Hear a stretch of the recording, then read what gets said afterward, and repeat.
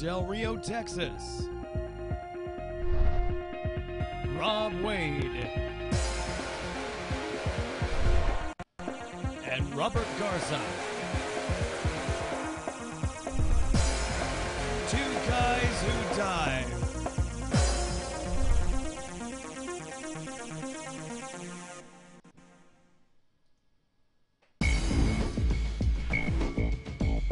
This episode of Two Guys Who Dive, recorded live Saturday, 2 February 2013. Episode 53. But enough about me.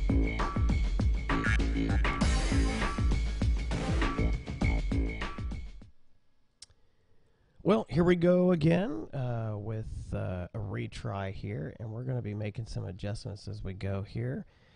If you were watching earlier, you noticed that we kind of started over, sort of, semi-started over.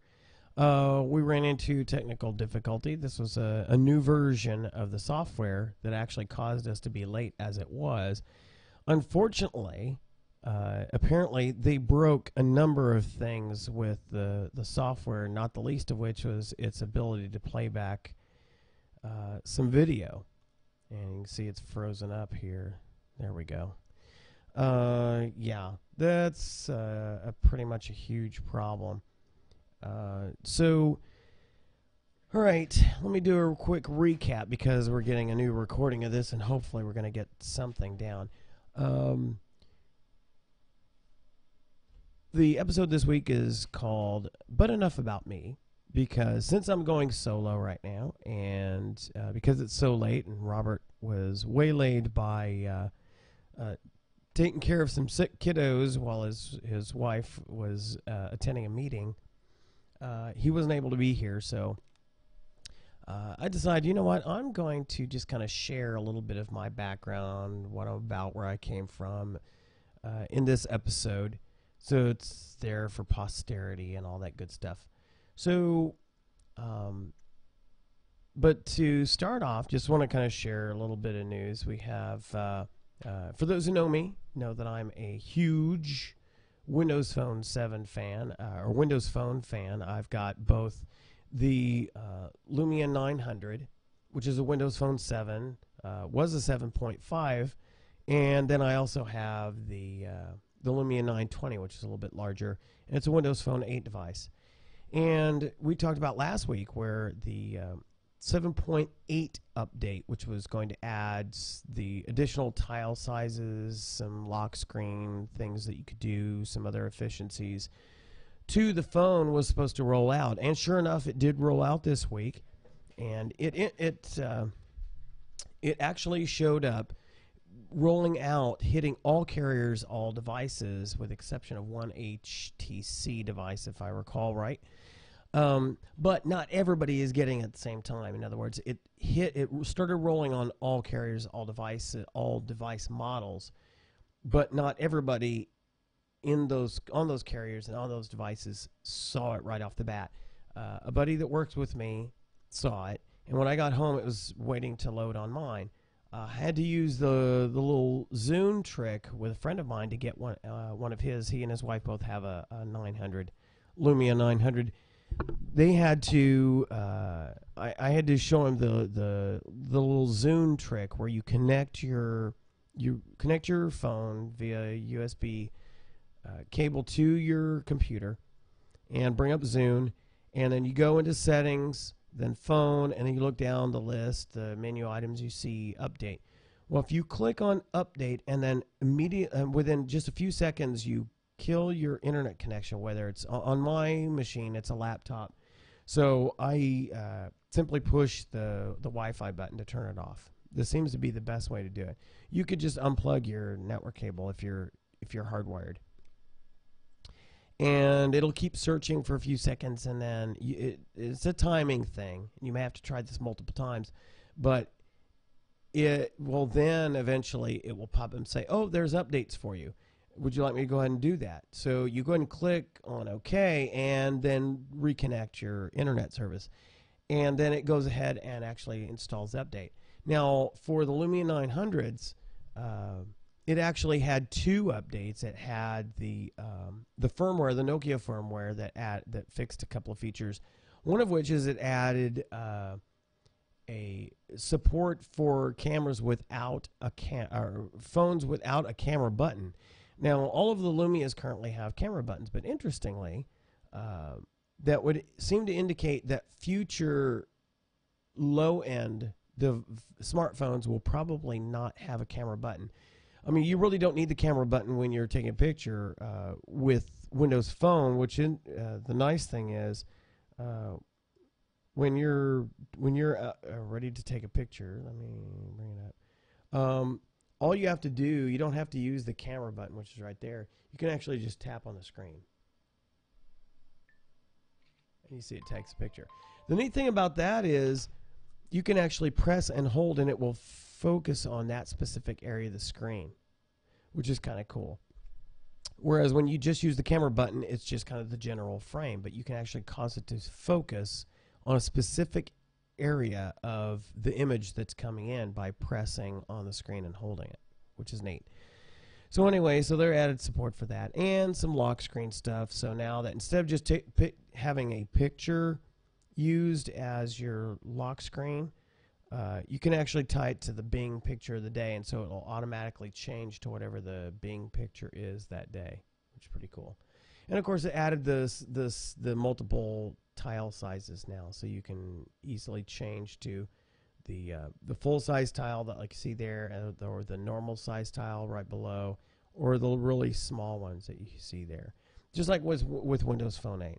So that rolled out, and so if you haven't seen it on your machine yet, on your device yet, you might want to try the little Zune trick. You can always look up the steps for the process, how to do that. You can look that up on the internet. Just look for Windows Phone 7 update, Zune trick, or something like that, and you'll find it. So that rolled out. And in other tech news, it turns out that while still insanely popular and still making insane amounts of money, Apple's iPad dropped below 50% market share. They kind of cannibalized their market, I think, with the iPad mini. And quite frankly, based on a number of surveys and reports, it appears that Apple's losing its cool, meaning people still want it because that's all, if that's all they ever heard of, I'm going to go get an iPhone. But with the younger people, it's not as cool anymore. They're actually looking for something new. And 19% say they're looking for their next phone. They're considering a Windows phone, which is interesting. So, and of course, we've also got BlackBerry out there. But anyway, so the tablets, you got largely the Android is eating that market, just like in the smartphone. But you have some of the others, even the Surface is out there, and some other Windows 7 and 8 tablets are showing up. And so I think 2013 is going to be an interesting year when it comes to that kind of tech. I'm excited to see a number of the hybrids and tablets for Windows 8 coming out. It's been slow when they first launched, but I think now they're getting serious. The various OEMs are getting serious, just like with the phone side. No longer seeing a bunch of rebranded Android phones in the Windows Phone market. Actually, we might start seeing the reverse happen. Some really cool Windows phones coming out, and then seeing a rebranded version as an Android, which would be kind of cool. Turnabout's fair play, I guess. So, exciting things going on this week. We got a regular visitor, Ronan. Let me bend down and pick him up.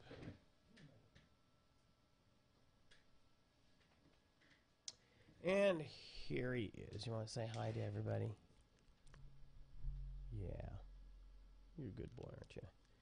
Yep, I love this little guy. He's feeling better. If you've been following the podcast, you know he kind of had some back problems. He still kind of does, but he's been getting better, getting stronger.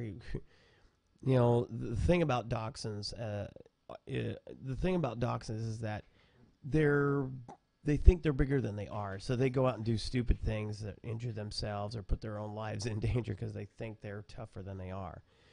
So we just have to watch, make sure he doesn't do anything that could result in permanent paralysis. It's been touch and go in a couple instances with him. So we love our little buddies. I didn't talk about this in the earlier version since this kind of went a different direction. Condolences to George W. Bush and family. Their dog Barney, who was a hit while they were in the White House, lost his battle with lymphoma, a lymph cancer, and finally passed away. He was 12 years old, so they had him a good long time. 12, 13 for small dogs is pretty much average, although we've been fortunate for those who haven't died of various illness. Those that have lasted a long time, we've had them 18 years, which is pretty good, but it's still tough to lose a family member. Since we don't have kids by choice, but we like our fur kids, our four-legged ones, and so they are near and dear to our hearts, so losing one of them is very tough, and so our sympathies go out to the Bushes dealing with that loss. So anyway, exciting news this week. Air Force Tops in Blue performed at Laughlin after not being able to be here last year because of budgetary concerns. And it's always great to see the cast, see the shows. It's bigger and more impressive every year. They get new toys and a lot more cooler stuff than we had. The reason why it's a significant thing for me is Tara and I actually met in competition for Air Force Tops in Blue. We were on tour with Tops in Blue, so we're considered priors. We toured in '86 and also then came back as a part of a hand-selected cast to do the Bob Hope show and Lee Greenwood show in '87. Back in the day, the process to get on the cast for Tops in Blue involved whatever your act was. We were both singers. You had dancers, you had soloists, you had bands, you had comedians, you had musical potpourri, acting. You had all sorts of different categories back in the day. And you would compete at your base, at your Air Force base.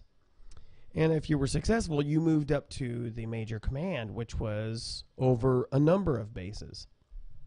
If you were successful there, then you made it to the worldwide contest.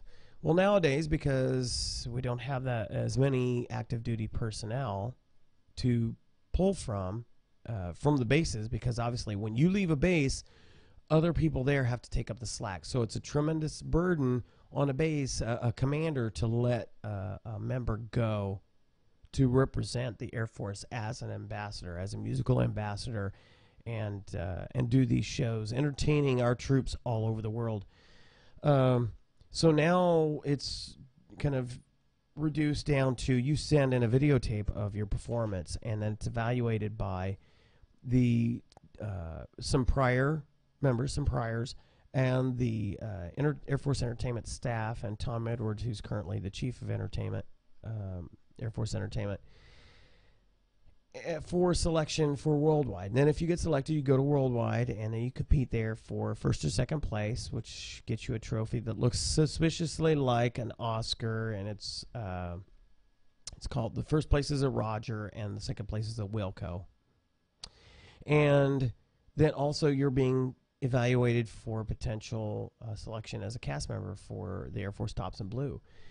Back in our day, we had both the stateside and overseas casts, and they staggered the start. The stateside cast started earlier. About 2 months later, the overseas cast would start, and so you end up covering a full year. Well, now it's just one cast. They've basically combined them, and they do the whole year. And so you are everywhere. You play the most challenging places that any of our military go to, as well as some of the posh places. Those are what I call the political opportunities, because you get seen by the brass, by Congress people, by entertainers in the industry, by sponsors, and it's your opportunity to let folks know we're doing a great thing for people who really should not be forgotten in all reaches of the world. And so hopefully the program continues. It's often in danger of being cut out because it does cost money to do all that traveling, keep up the equipment, build and design the sets.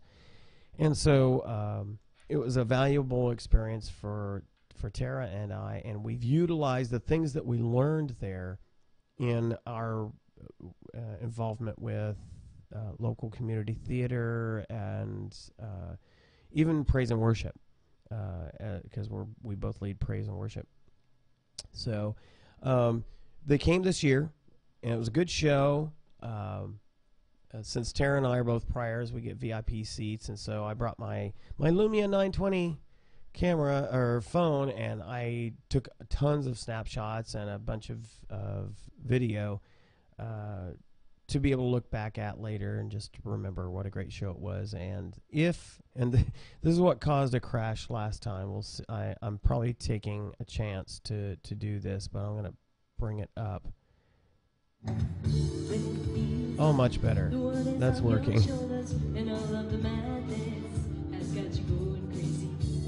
Yeah. We didn't have nearly this lighting set up.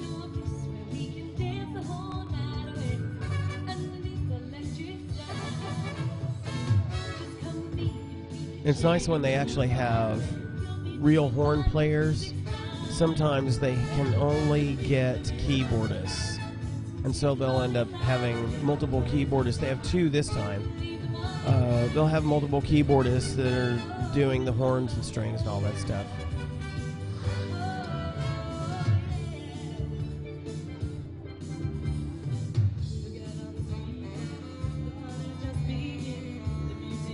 Costumes are always a lot of fun.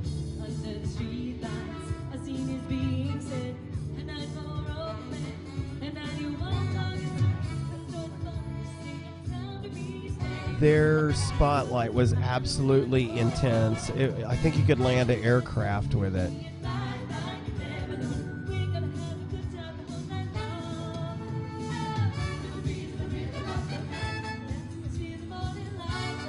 And if I had any suggestion for Nokia on the next updates for this thing, is add more adjustments to the video side.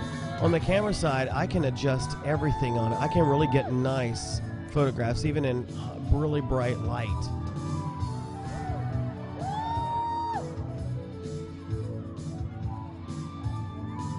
But it'd be nice to be able to trim the exposure down on the video side.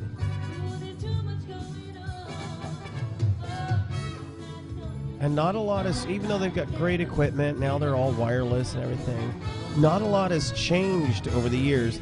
So much of the choreography, they pick up some of the newest choreography, but there's so many bits, like all of this choreography right here is stuff that we did on tour. Just various combinations.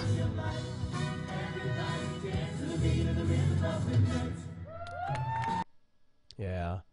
So that gives you an idea just the quality of the product that they have. And that's not even they did a number of different medleys, things like that. They had a Jackson's medley, which brought back some memories because it was a lot of the same stuff that actually Tara and I did on tour. We did some Jackson stuff, and I was like, I know that choreography. It was awesome. And some other songs that they did. It's like, oh wow, that was done in the '86 tour. So some things find their way back, and it's kind of neat to see a new twist on stuff that we did. And we actually have the 60th anniversary reunion coming up in the tail end of June, the first week of July. So we're really excited about that, getting to see folks that right now the only contact we have with them is via Facebook. And we were at the 45th and the 50th reunion, had a blast. It was so good to see some of the folks that we toured with, people that we'd worked with on the Bob Hope show and just had kind of come to know over the years, because it is a big family. It really is. And there's so many talented people. So many go on to become famous. Lane McRae from LaBouche, and a number of folks even more recently have made a big hit, have been on things, shows like Duets and American Idol, etc., and have gotten, matter of fact, a couple just got signed with record labels. So it's really cool to see these talented people get out of the Air Force and go do something spectacular with their talent. So anyway, that's a big part of our life. We've had the opportunity to do shows later on with other priors.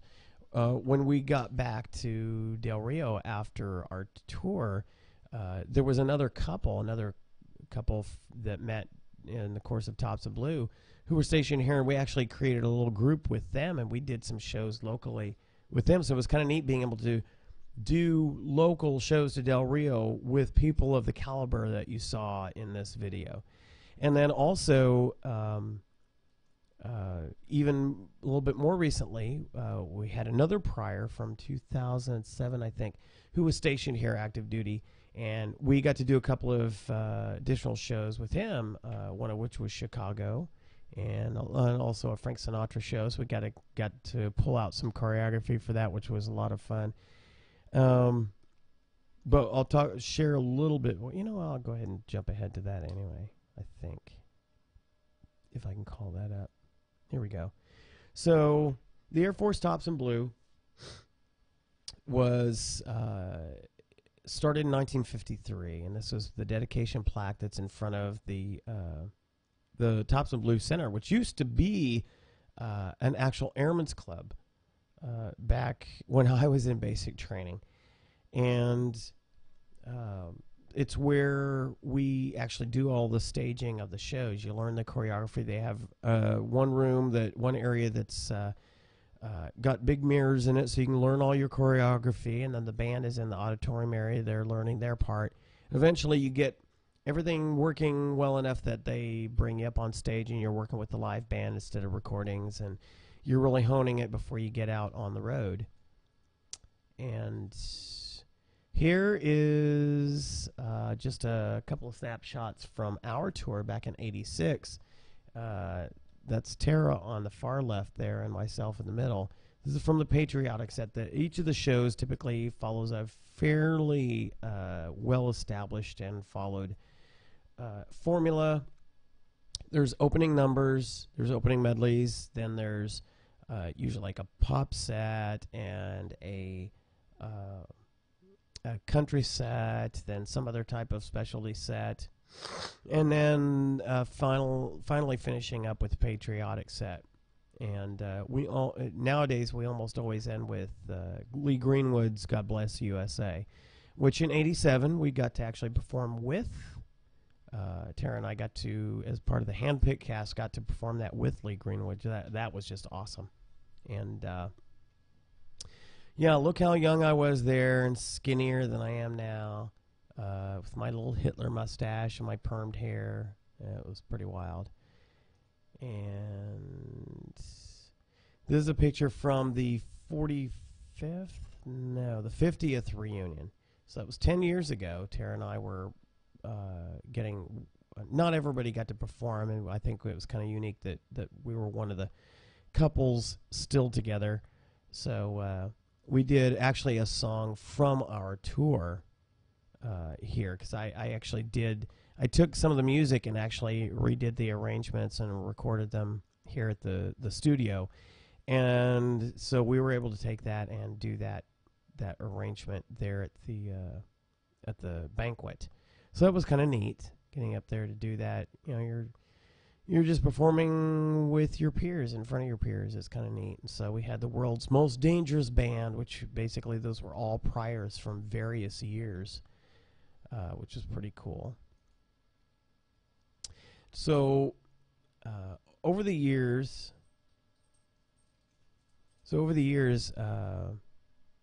I've been involved in a number of bits of entertainment, etc. But just to kind of give you a little bit rundown on my life, I was born in Dayton, Ohio. So you're like, what are you doing in Del Rio? Well, I'll tell you. I was born in Dayton, Ohio. My dad was actually civil service working at Wright-Patterson Air Force Base. So my exposure to the Air Force started really young. I used to help my mother actually navigate to Wright-Patterson Air Force Base, and then navigate around Wright-Patterson Air Force Base to the plethora of buildings there to get to where my dad actually worked. And back then it was a B-52 base. Now I forget what they do, what their focus is, what their major work is. But so we grew up there, and then unfortunately my parents got divorced. I got Gray's making an appearance here. Say hi to everybody. You're not going to say hi, are you? You're just going to look at the screen? No? Say hi. There you go. Then my parents got divorced when I was 12, and so halfway through 6th grade, we moved to Joplin, Missouri. And so, for those of you who might recognize that city, they, a couple of years ago, got hit by that really bad tornado that tore up a huge part of it. Which the interesting and sad part about that is that it was hitting places that we just had our reunion. Because I actually went to high school in Diamond, Missouri, which is just a 15-minute drive outside of Joplin. But typically everybody goes to work, would work in Joplin. I worked at, when I was in school, I worked at Diamond Head Restaurant, which was a Chinese and Polynesian restaurant there in Joplin. And then we had our reunion there. We had our prom there in Joplin, everything. So it was kind of particularly devastating to see all these videos of places that were virtually gone. We actually had our picnic at a park that's right there by St. John's Hospital, which got damaged really, pretty bad in the tornado. So anyway, so Joplin holds a particular. I have a particular fondness for Joplin, and thankfully, none of my classmates were killed in that, but some of them did lose their houses, etc. So, but they're all recovering nicely, thank God. And so went to high school there, got involved in speech and debate and acting, as well as band and choir, did all that whole thing. As a matter of fact, while I was, as a senior, I was in choir and madrigals, and we were going to competition at state in Columbia, Missouri. And also I was involved with my grandfather in a barbershop chorus that went to competition in Kansas City. So we had this exciting situation where got to go up to Columbia with everybody at the school doing the competition there. And then as soon as we finished, one of the guys that was in our barbershop chorus had his own aircraft. So he picked us up at the Columbia airport and picked me up at the Columbia airport, and we flew to Kansas City in time for the competition there. Of course, we didn't win. We weren't nearly as good as the tremendous barbershop quartets and choruses that were there. But you talk about a really cool experience with my grandfather. I was so much the youngest guy there. But so I had I gained a lot of experience in acting, competitive acting, both humorous and dramatic, as well as speech and debate, which is why I typically get into a lot of discussions and debates on political activists of the sort. So none of this. I'm certainly not shy. I can talk to a brick wall, as Tara will tell you. So then I joined the Air Force after about a year in doing the college thing, because I was working full time and I could no longer afford college. So the big thing was join the Air Force, get your degree. Well, I joined the Air Force, and I actually took a test for computers and bypassed tech school. So they didn't have to pay for me to actually go through the technical school. So I basically got a direct duty assignment in Laughlin Air Force Base in Del Rio, Texas, was my number 2 choice. So I got to Del Rio and just fell in love with it. Small town, because I hate big cities. Small town, beautiful weather, because we're in southwest Texas, and the winters here are generally mild, and a gorgeous lake out here, Lake Amistad, which is, of course, now where we always talk about we're diving. And they had a theater group. I thought, okay, this is great. I mean, I walked in practically the first day, and one of the civilians that worked there in my shop said, "Hey, welcome to Laughlin. Do you do any acting?" I'm like, "Well, as a matter of fact, I do." So got involved in my first musical right off the bat, and got involved in South Pacific. And so that kind of started me off in a big acting career, non-professional, and emphasizing in the musicals, of course, because that's where my forte really is. So I've been, over the years, I've been in just tons of shows, and I've actually got... It's probably going to start over again, yeah. So I've got some pictures here, some of the shows I was in. Some I directed. This is by no means exhaustive, just to give you some idea. This was The Singing Cowboy, which is by a Triad Productions out of Chicago. And as you'll see in another picture a little bit later, we world debuted one of their shows, Soup du Jour. It world premiered here in Del Rio, and I actually am on. If you ever see the script for the show, you will see our cast members listed and our actors listed in the credits for the first performed by. And also, I get royalties from this show because I wrote some new arrangements for the music. Since it was so new, there was no overture, so I wrote an overture, and I rewrote some arrangements of some of the other songs in there to fit our cast. And the musical author of the show liked it so much that it's now part of the package that you can rent. So I actually get royalties from the show, which is pretty cool. So this was Singing Cowboy. This is one of the smaller musical shows that I directed. One of my all-time favorites. This is Grease, if you didn't recognize it. And I was Danny. And interestingly, let me go back. The girl who's playing Sandy is the girl in center of the picture here. Same girl. She really, really rocked the part. And it was just a lot of fun. Tara is over there on the right in the black wig. She was Rizzo. Interestingly, the stage play of this show focuses on Danny and Rizzo as primary characters, not as much about Sandy. The movie version was redone and some different music used in certain areas, certain places, because obviously the big draw on the movie was Olivia Newton-John, so it placed more focus on her compared to Rizzo. But still a great show. I was sick as a dog, as was about half the cast for this show. My voice was definitely having a hard time with it, purely because, just absolutely sick. And another one of my favorite shows, Guys and Dolls. Had a great time as Sky Masterson. Great music. You know, if you've ever seen the movie, which takes some liberties, but if you've ever seen the movie with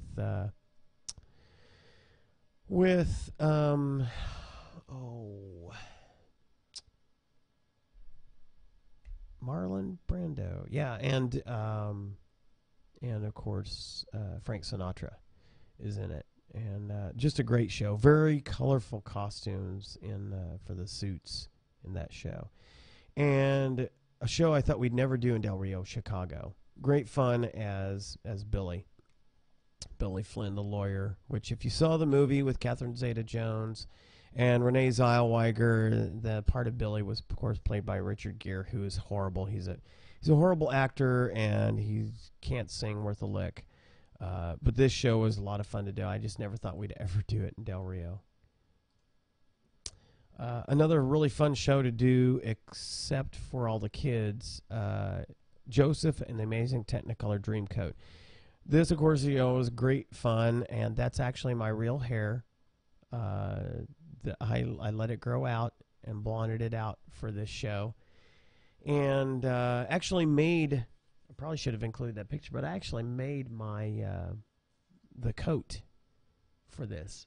There's tons of variations you'll see in the productions of this, but I actually made my own coat, which I still have.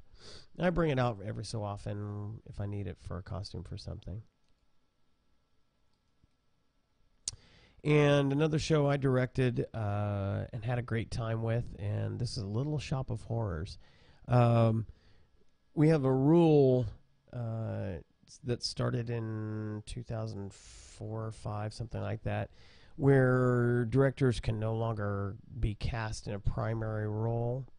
And which was fun with me because in the movie I love the part that Steve Martin played as the dentist. It's a small role, he dies, and it's just tons of fun. And so I was like, I've got to do that part. So I said I will cast myself as the dentist, and I had a blast with it. But it was a good show, good fun, great costumes. Music is of course a blast. Another show by Triad Productions, Monkey Business. We actually did this two different times. We did it with one cast, most of which is the same here. Well, I know about half of it actually. And then we did it again later with this cast in competition, and we actually made it to regionals with it. So we won at state with this show. Lot of fun. The music is hilarious. The lines are hilarious. It's a great show. And of course, I played Clarence, who was actually working for the devil. So that's why, if you notice in this picture, everybody is praying except me. I've got my fingers crossed. It's just a fun show. We actually have an audio recording of the first cast doing this show, and I'd almost forgot I had it. It's great, kind of fun listening to it. Great music. Well done show. This was the one that we premiered by Triad Productions. This is Soup du Jour. Basically, the character I play, his father dies, and he has this secret soup that everybody wants. And Lori Schifani, who is now in San Antonio, her husband is a pilot. Funny actress. And she was just perfect for this part. We always, every once in a while, I will just call her Miss DeCoco. Shelley DeCoco was a critic. And, of course, she's trying out this soup. And, I couldn't find the recipe. It was somehow lost. And I'm supposed to get married, which is why the wedding dress on one of the cast members. It was Nurse Tara on the far right. A fun show to do. Great music. And just a blast. Those guys at Triad write some great stuff. My all-time favorite show, and the one that I semi-retired after, also directed it, set design, etc., was Jekyll and Hyde. The most challenging part I've ever played. Costumes were a blast. Getting to do such a challenging role was very, very tough, but well worth it. I still love that show. I probably couldn't pull it off again if I had to, and that's Tara on the right there as well. She was a part of Lucy, just a fantastic role. If you're familiar with the actual original show, it was written for Linda Eder, who's probably one of the most premier voices out today, and Tara just nailed it. It was just a fantastic show. And okay. So that's just some of the acting stuff that I did. Now, and that's what I do in my spare time. So, and I'll probably have to jump through these again. So about the scuba diving part of it. I started in scuba diving back in 1985. A friend of mine who's also an actor and singer. He was a certified advanced diver, and he came over to my house, and I do not recommend this to anybody, but this is how it happened for me, so I'll just be honest about it. He comes over to my house on a Saturday and said, "Hey, what you doing?" Nothing. "Hey, you ever been scuba diving?" "No." "You want to try it?" "Sure." So, stupid me, not knowing what I know now, went out with him. We went out to Lake Amistad, and he showed me not even what would qualify as a Discover Scuba course, okay? Showed me the basics, and we got in the water, went down. I did not have a single fear, which is interesting, because as an instructor, I run into people that have that deer in the headlight look, and they're so shocked when they first stick their face underwater. rarely is that first dip calm, completely calm. There's that first shock. But so we get down there, and other than the fact that I had no idea about the whole equalization of your ears thing, I just had a great time, even though my ears were ringing by the time I got up. It's amazing I didn't damage anything. And then we rested, went down a second time, and I was like, okay, I like this. So over the years from 1985, we would go out. He would take me out, and we would do a little dive. 1989, I got orders to, because I was still active duty. 1989, I got orders to the Pentagon. So Tara and I moved to the D.C. area. We actually lived in Gaithersburg, Maryland, and we ended up in 1990 taking a vacation to St. Martin, which is in the Virgin Islands. So we went out there, and I did one of those resort courses where you pay $90 or whatever it was. And that was my first ever saltwater dive. And it was great because I'd had just enough experience under my belt and I happened to be the only person that signed up for the resort course while we were vacationing there. And so the instructor that was there was this cute little Australian girl, and she said, well, okay, so you've done a lot of diving. I said, well, yeah, I've never got certified, but I've done a lot of diving.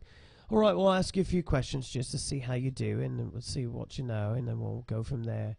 So she asked some questions that anybody who's been certified should know. Something like, as an example, if you're getting out of the water after a dive, what's the first thing you remove? And of course, I knew you remove your weights. So she asked a few questions like that, and she was like, "Okay, good."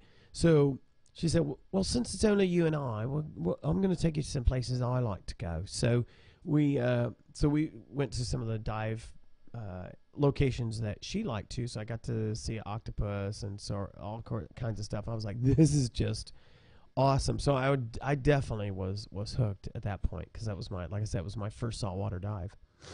So fast forward, 1992, get out of the Air Force, moved to San Antonio, because I knew I could get a computer job really easy, which I did. And then eventually worked, but I hated San Antonio. I hated living in big cities. So eventually worked my way back to Del Rio. So 1994, we moved back and got involved in more plays and everything, and got to dive a couple more times with my buddy who was still here, because they'd since gotten out of the Air Force. He was working for the police department. His wife was working for the school district. So I ran into a guy who was an instructor here, the only instructor here, and he kind of said, "You know what, you might as well just go ahead and get certified." So broke down, and finally in year 2000, I went through the basic course with him and got certified. Now, smartly, he convinced me to go out and get my gear right off. So, I mean, within just a couple of months after I got certified, I started getting my gear. Of course, my biggest challenge was still finding people to dive with, because my wife was like, "No way in the world am I getting underwater." So I still was limited in the diving that I could do, because I just couldn't find anybody. We didn't have a dive club, and it was just nearly impossible to find somebody to dive with on any kind of regular basis. So finally, 2000, so fast forward again, another 5 years, and Tara was really anxious to go on a cruise. We'd never been on a cruise before. So I said, okay, that's fine.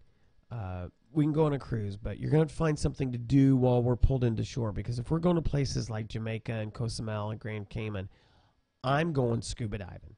So I was getting ready. I was definitely primed to pack all my gear to go on the trip. Well, finally, after some wearing down, some kind of demystifying the scuba diving experience for her, we'd watch shows on TV, and I'd break out the gear and show her, well, this is how this works, and here's why they're doing this, and blah, blah, blah. Well, she finally got certified in 2005, and I went ahead and got my advanced. And so we went on the cruise, and she had a great time. When we pulled into Cayman, that was her first saltwater dive. And she came up and said, "This is like diving in an aquarium." And I'm like, "That's what I've been trying to tell you. This is why we do it." So at that point, we were kind of cruising along. We said, okay, now we have an additional reason to go on these vacations. So we would go to different locations and scuba dive and had a great time. So then 2007 rolls around, and the guy who was my instructor really encouraged me to go ahead. He said, "You know what? You're already advanced. You got a lot of dives under your belt. You've got the right temperament. You should go for instructor." So we fast tracked, and I got my rescue diver, got my dive master, and then I went to the instructor development course in Nacogdoches, Texas at Divers Depot, and went through the week-long course. And then at the end of the week-long course, came back to New Braunfels, and where the actual instructor exam, the IE, was held. And I went through the 2 days long academic and demonstration testing, and got certified as an instructor. So in February of 2008, I became an instructor. So I've got just a few pictures. I'll have to fast forward here.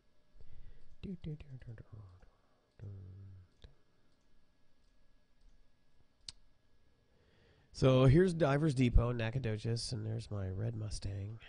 Doesn't look nearly as good as that right now. It needs a little bit of a paint job.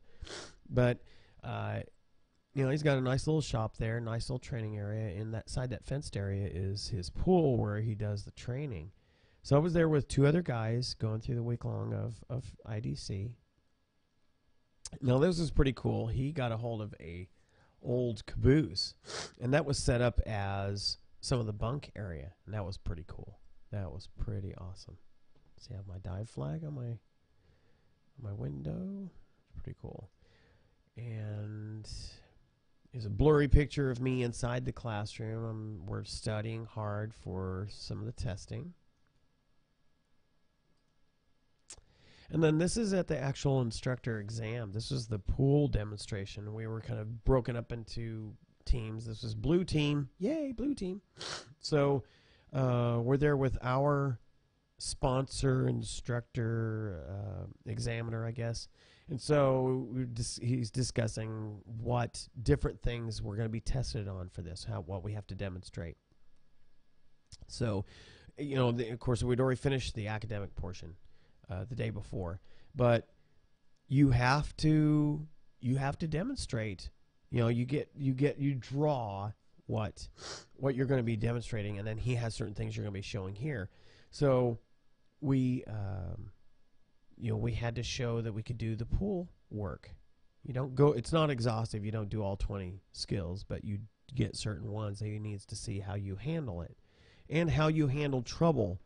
If a student gives you challenges, because he'll tell one of your other candidates who is your student, quote unquote, he will tell them to do something to kind of to test your ability to evaluate the situation and adjust for it. So we had a great time there. I didn't have any issues with the pool work.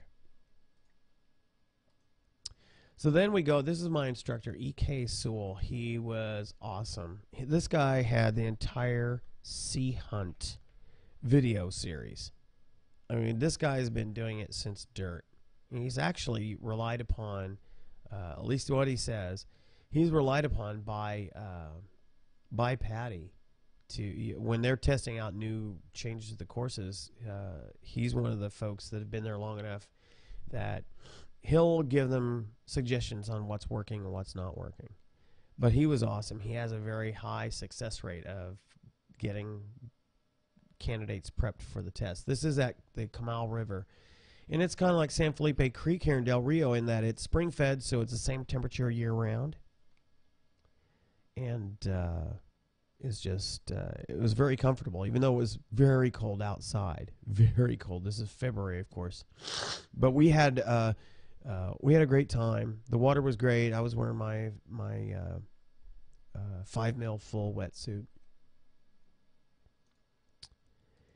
And this is me right after getting my certification. So I did my little pose there with my gear. So I am now, at that point, I've been congratulated.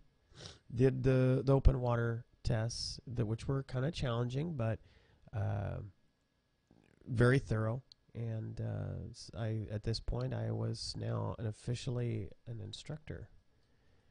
And it was just pretty awesome. So here we go. So that's a little bit of my history. So I've been teaching since 2008, mostly the basic courses, but I've done a number of advanced and some rescue, and about to finish up teaching my first dive master. If we can get Robert to finish up, he keeps getting sick or whatever and can't finish, but this year he's absolutely going to push himself. He's talked about, of course, if you've been following the podcast, he's been talking about how he's been out there riding his bike and everything, because the watermanship is much more challenging and strenuous as a dive master than it is for your basic course. So he's getting ready for that. So why do we do this? We do this so we can have fun. It's beyond description if you've never gone diving. And if you only dive a little bit, you're missing out on so much. And if you've only got your basic certification, you're missing opportunities to do a lot of different kinds of diving. And so I've got just one of the many videos I've shot of some of the places that we love to dive. We've gone to the Keys a number of times, and a great dive there is on the Spiegel Grove. And so I've got some video.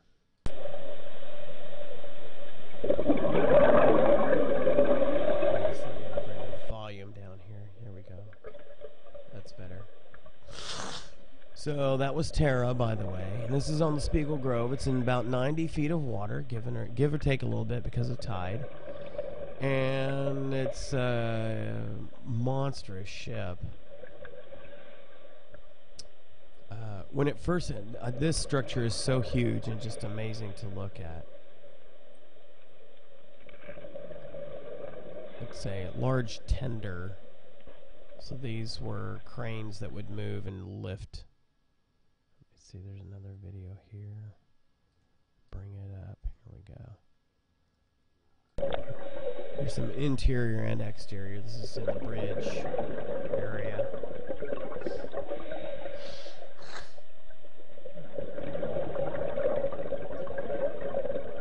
Now see, if this were not already cut out, meaning they've opened up areas for you to swim through that are very low restriction, you'd need to make sure that you are trained for wreck diving. But as an advanced diver, you at least get an introduction to diving wrecks, so you understand such things as proper finning techniques. If you watched a previous episode where we actually showed some video of what happens in a silt out, running in with a dive line. Now here you don't have to have dive lines. In other wrecks you do. But see, there's a lot of people that even as open to non-penetration certified divers as something like the Spiegel Grove or the Vandenberg are, there are people who just won't go in these ships because they're claustrophobic, they're kind of scared about it. But if you understand how to properly move without colliding with things or kicking up silt, proper finning techniques, you can really enjoy these kind of dives.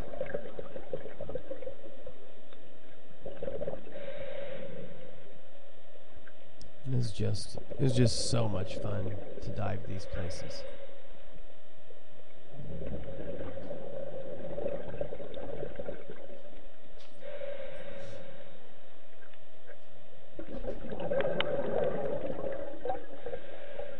A lot of varieties of fish that hang out there. It was a pretty good current that day, by the way.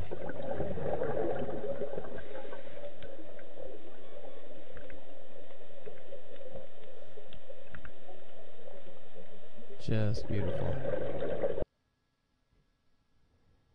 There we go. So that was just just a small amount of the footage from the USS Spiegel Grove. Interesting trivia about that boat was when they first sunk it, a number of the ships that are out there were sunk intentionally as artificial reef. When that was prepped and sunk, they actually had a problem with the explosive charges that allowed the ship to fill up with water and sink. And it actually landed on its side. So for several years, there was plenty of coral growth on the inside, of course, and then on the side that was exposed, but nothing on the underneath. Well, the hurricane, I forget which hurricane it was in the 90s, that hit it. It was actually so powerful a hurricane, it righted the ship. It actually stood it up, which is amazing. It just shows you how powerful those hurricanes are. Even down that far, that was 100 feet down. It actually righted it, so a huge side, all one side of the ship was completely clean, basically. So it kind of made for a new diving experience, not just for the fact that it was clean, but because now it was upright, and you're swimming on it, you're diving on it, where all the directions make sense, The ceiling is up and the floor is down instead of being left and right. But just a great time. But these are the kinds of things that we do this for. I encourage people to continue diving. Oh, baby.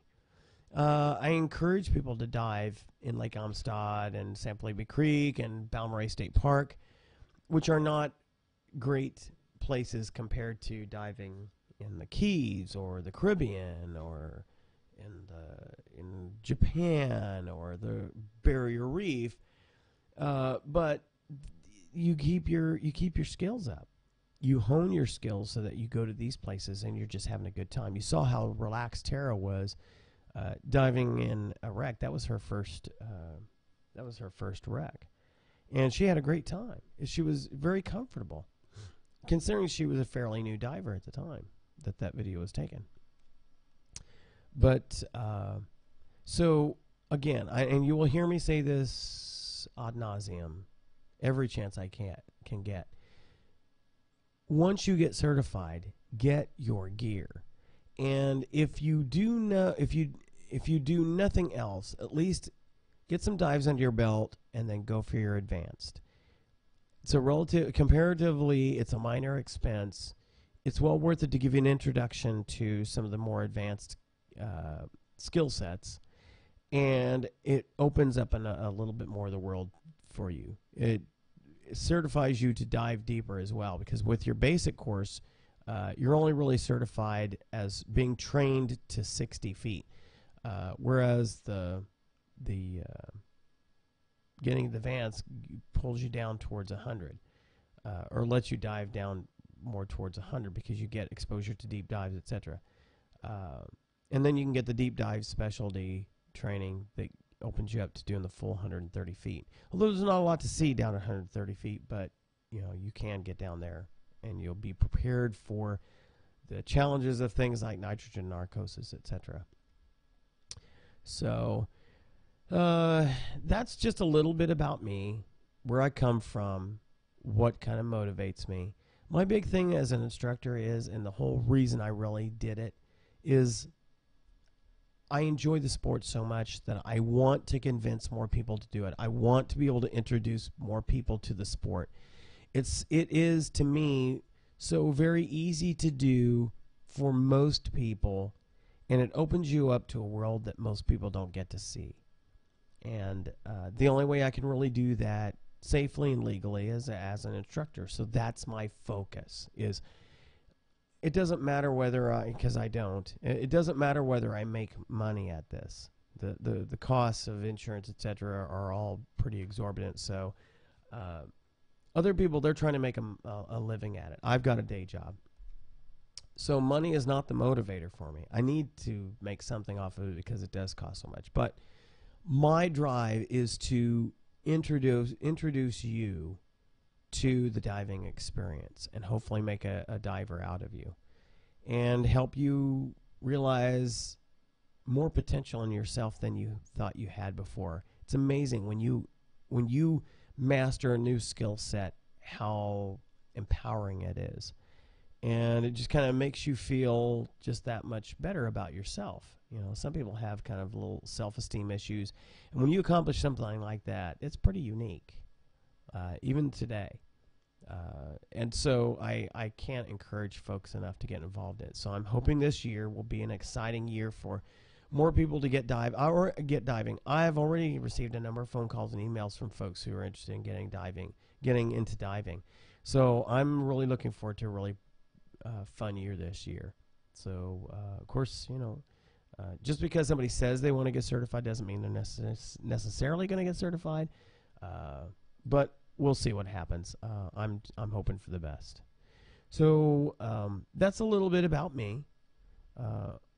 If you have any kind of questions that you might want to ask in the future, based on this, I'll be happy to share it with you.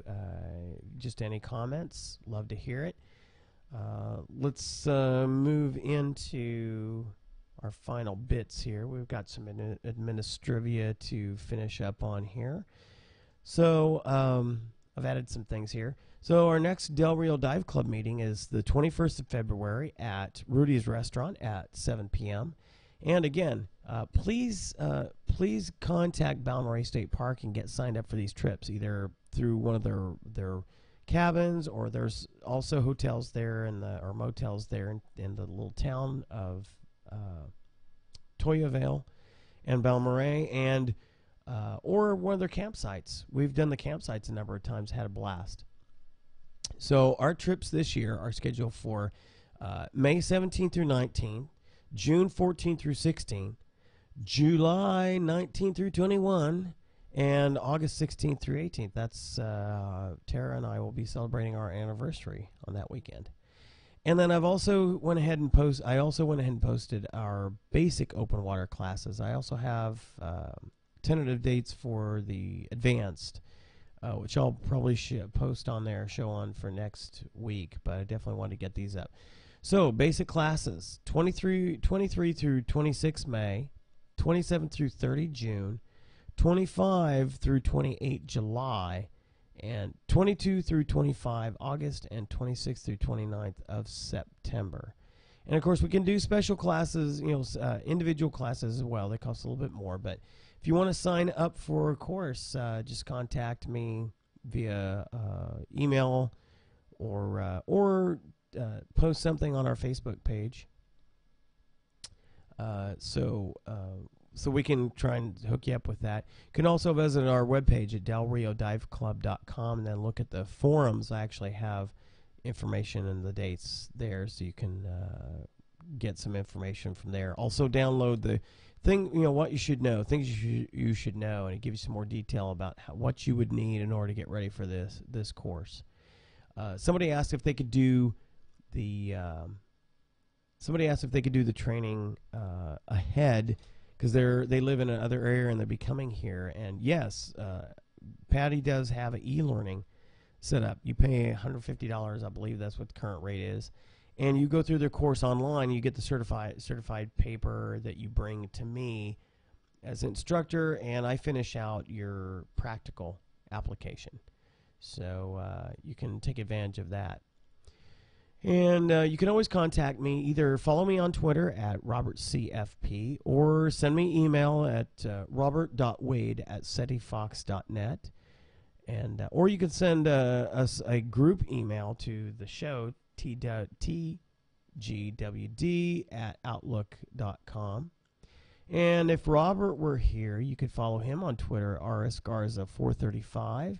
Or send them an email at rsgarza821@yahoo.com. And again, you can check us out on Facebook at Facebook.com/Del Rio Dive Club, and also visit our webpage, delriodiveclub.com. So that pretty much finishes up for this special late night episode of Two Guys Who Dive, which only has one guy who dive, and that'd be me. Hopefully we'll see you next weekend. Same bat time, same bat channel. And always enjoy hearing your comments for those who can jump on live online in our chat room. We really encourage that. We'd love for folks to comment with us and kind of help spark the show into new directions sometimes. And if you're in the Del Rio area and would like to appear on the show as a guest on our show, just let us know through any of those avenues that we just shared with you. We have room for an additional person here. We've got, if you've seen Troy here and some of our other special guests, we'd love to have you on there. It's a lot of fun. You'd have a blast, kind of a new experience, get involved in a podcast. You know, share it with your friends. Hey, I was on the internet with two guys who dive, and you never know, you might get enticed to dive if you're not a diver. So that pretty much finishes up for this week, and always enjoy it. And we'll look forward to seeing you next week on another episode of Two Guys Who Dive.